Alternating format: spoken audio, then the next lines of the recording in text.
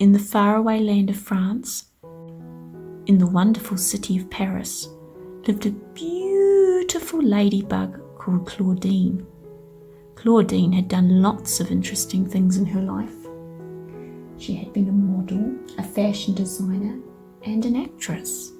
And now she was really excited because the second book about her by Marian Grudko and T.A. was coming out, and it was going to be launched at a very fancy party in New York.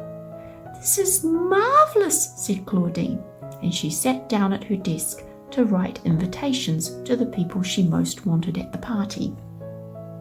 And one invitation was sent a very, very long way indeed, all the way down to Australia, to a place called Rosebank House.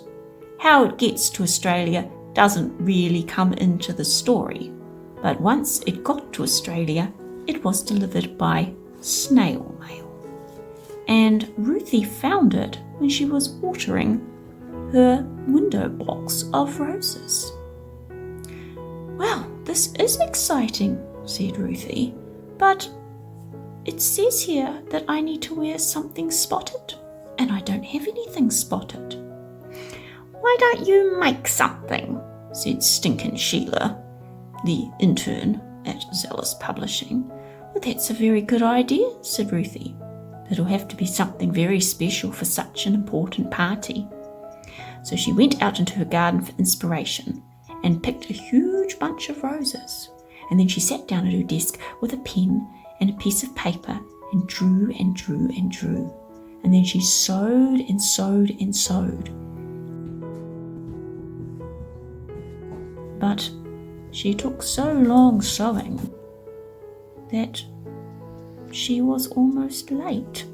And as she ran down the garden path to find the way to the portal in the hollow tree that would get her to New York in record time, she lost her shoe and her book and her invitation.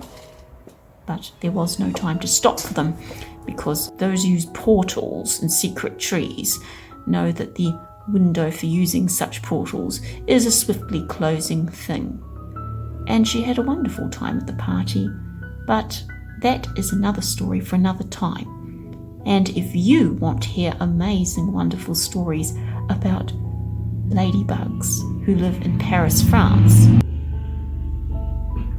then you should follow Marian Grudko wherever you can find her on social media.